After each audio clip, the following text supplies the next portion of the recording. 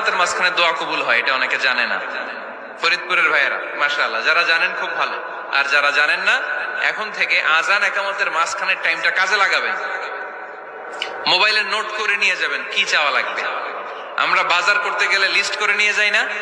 আহা, ঘরে যা লাগবে এটার জন্য এত টেনশন, জীবনে কি লাগবে ওইটা নিয়ে কোনো টেনশন নাই। লিস্ট করেন।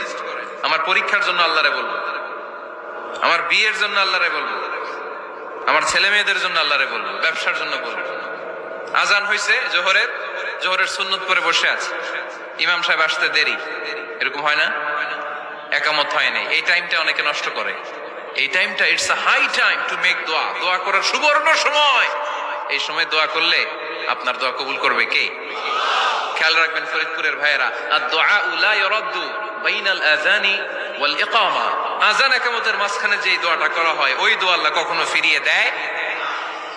এরপর ফরজ সালাতের পরে দোয়া কবুল হয়, তাসবিহ পড়ার পরে আপনি দোয়া করবেন। সালাতে দোয়া কবুল হয়, সালাতে দোয়া কবুলের 3 জায়গা। একটা হচ্ছে তাকবীরে তাহরিমার পরে আমরা সানা পড়ি না, আমরা তো একটা পড়ি, আল্লাহর হাবিব সুন্নাহ এবং নফল নামাজে আরো পড়তেন সানা, ওই দোয়া কবুল হয়। 2 নম্বর জায়গা সালাতে সেজদায় পড়ে দোয়া করলে কবুল হয়।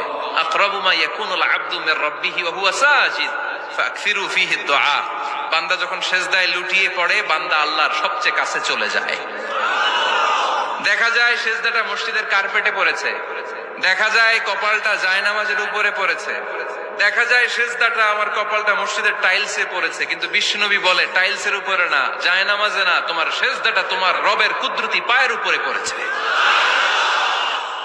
সেজদায় পড়ে দোয়া করেন।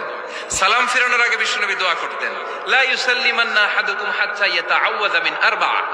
আল্লাহর হাবিব বললেন 4 জিনিস থেকে পানাহ না আছে আমার কোন উম্মত যেন সালাম না ফিরায়। তারা যেন পড়ে আল্লাহুম্মা ইন্নী আউযু বিকা মিন আযাবিল কবর, আউযু বিকা মিন আযাবি জাহান্নাম, আউযু বিকা মিন ফিতনাতিল মাহইয়া ওয়াল মামাত, আউযু বিকা মিন ফিতনাতিল মাসিহিদ দাজ্জাল। আল্লাহ কবরের আযাব থেকে বাঁচাও, আল্লাহ জাহান্নামের আগুন থেকে বাঁচাও, আল্লাহ জীবন মরণের ফিতনা থেকে বাঁচাও, আল্লাহ দাজ্জালের ফিতনা থেকে বাঁচাও। চিল্লায়ে পড়েন আমিন। সালাম ফিরানোর আগে এই দোয়াগুলো করবেন।